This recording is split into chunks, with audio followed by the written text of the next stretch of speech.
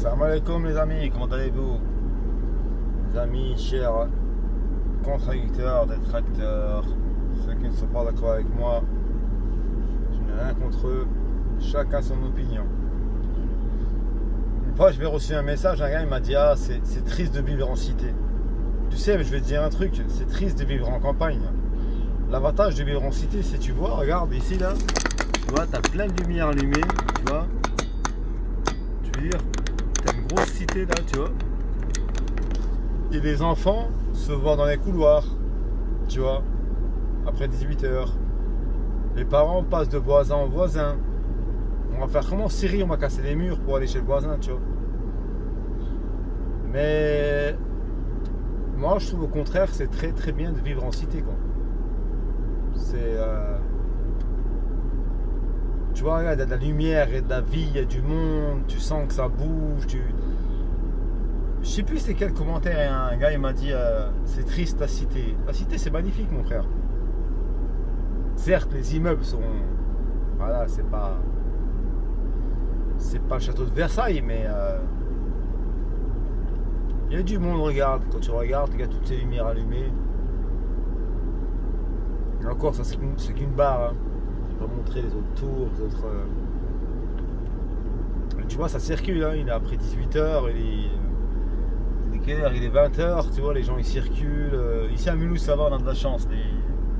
Bon, de la chance. La chance, c'est pas de la chance. Bah, je fais cette vidéo aussi parce que voilà, j'ai appris qu'il y a 4 jeunes d'une cité voisine. 4 jeunes d'une cité voisine qui s'appelle la cité de la Wagner, bah, qui sont décédés aujourd'hui. 4 jeunes qui sont décédés aujourd'hui sur l'autoroute, sur l'A36, bah, parce qu'il pleuvait et comme ils avaient peur du couvre-feu, des amendes, bah, ils ont roulé un peu vite et ils ont perdu le contrôle de véhicule, leur véhicule.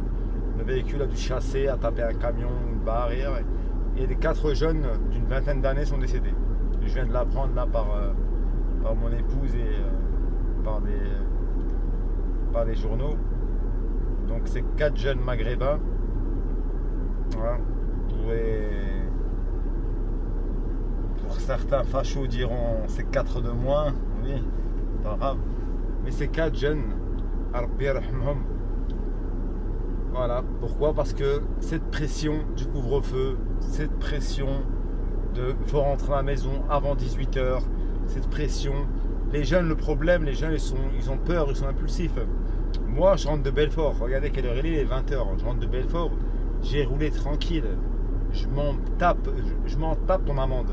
Mets-moi ton amende, j'ai rien sur le compte. Ramène-moi l'huissier, il trouvera 0 sur le compte. Tu comprends? Et voilà les gens, arrêtez de paniquer. Moi je vous vois tous là, c'est comme sur Paris là. Ils ont créé un bouchon exprès pour contrôler les gens. Mais les mecs ils disaient: mais attends, mais vous avez créé un bouchon, j'ai fini le boulot à 5 h.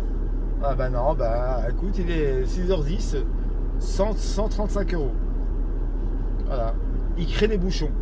Ils créent des bouchons parce que, bien sûr, le chômage partiel, le PGE, le prêt garanti par l'État, tout ça, qui va le payer, vous croyez? Vous croyez que c'est eux? Vous croyez que c'est le maire, hein? D'où il sort, comme disait Dieudonné, l'homme qui pesait des milliards? D'où il sort? Et voilà, ben, l'exemple concret. 4 jeunes, 4 jeunes d'une vingtaine d'années, morts parce que ils avaient peur. Le couvre-feu 18 h, faut rentrer vite à la maison. Moi je vous dis, roulez tranquille, roulez doucement. Moi je suis parti de Belfort, il était 18 h, sur la route il y avait du monde. Faudrait qu'ils mettent 1 milliard de policiers, hein, 1 milliard de policiers pour vraiment contrôler chaque voiture. Faudrait qu'ils mettent 66 millions, 77 millions de flics pour une voiture, hein. Mais moi je roule tranquille, hein. Franchement je roule tranquille, hein. Moi c'est 18, 20 h, 22 h, 23 h, je m'en tape, hein. Je m'en tape, hein. j'ai ma petite feuille dérogation du couvre-feu parce que je suis artisan. Voilà. Ceux qui veulent une feuille comme ça, il n'y a pas de souci les gens. Envoyez-moi votre email. Je vous l'envoie, je vous la tamponne et je vous l'envoie comme ça vous êtes tranquille. Hein. Je vous fais, ça vous évite de risquer votre vie. Hein, et malheureusement, voilà, ce qui est arrivé chez nous à Mulhouse, c'est quatre jeunes. Je tenais à en parler parce que voilà, je viens d'apprendre par mon épouse. Après, quoi dire d'autre? Ben, ouais, toujours la même merde, toujours la même misère. On est là, on est sous bracelet électronique. Bon, encore, ça va. Moi, je veux dire, j'ai aucun souci. Là, ça, c'est une place parking privé. Même les keufs, ils rentrent dans ma voiture. Moi, il y a un pote qui m'a dit, mais comment tu fais pour faire tes vidéos le soir dans la voiture, tout en étant à l'aise? Je lui dis, écoute, moi, c'est les flics qui me contrôlent. C'est tout simple. Je suis SDF. Ma voiture, elle est privée. C'est un endroit privé. Dans ma voiture, je fais ce que je veux. Je fais ce que je veux. Je dors dans la voiture, voilà. Je suis SDF, j'ai pas d'adresse. Ma femme m'a foutu dehors. Faites comme ça, les gens. N'ayez pas peur. Restez dans vos véhicules. Restez entre. Voilà, ben on est 4 SDF. T'es avec un pote, ben on est SDF. Voilà. Autrement, ben roule le genou. Il y a la crise du logement. Ben, mettez-nous dans les hôtels Ibis. Avec le repas, bien sûr, hein, parce qu'on est SDF. Hein.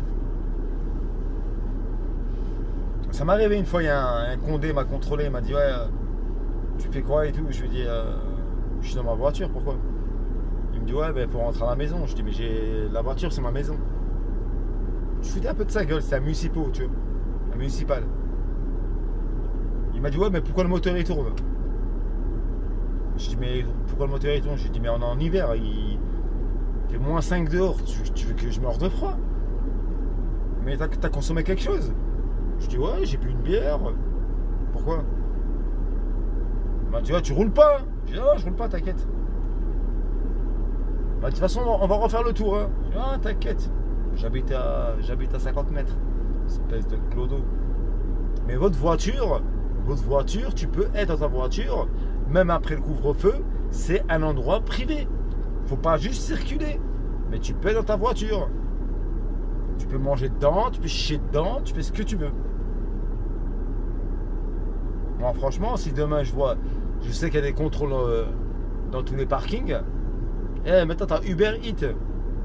Putain, dans une place, bien sûr, essayer d'avoir un peu d'essence, de gasoil. Pas tomber en panne, quoi, surtout sinon en Alsace, parce qu'il fait froid. Mais je veux dire, voilà, tu appelles Uber Eats, tu commandes un tacos, tu le payes, le mec il va te livrer, je suis garé là. Et tu restes jusqu'à 6h du matin dans ta voiture, tu dors tranquille. Moi, carrément, j'ai prévu tout. Couverture, tout. Ce que tu veux. Un micro-ondes que tu branches sur lime cigare. Non, je rigole. Non, mais bon, bref, je rigole, mais c'est malheureux. C'est malheureux pour ces 4 jeunes. Mes condoléances à leurs parents, à leur famille. Je les connais pas. Hein. Peut-être que j'en connais, je sais pas. Peut-être. Vous savez, Mulhouse, c'est pas Paris, c'est pas Marseille. Dans les quartiers, un peu, on se connaît un peu. Tout le monde connaît un peu une personne ou deux.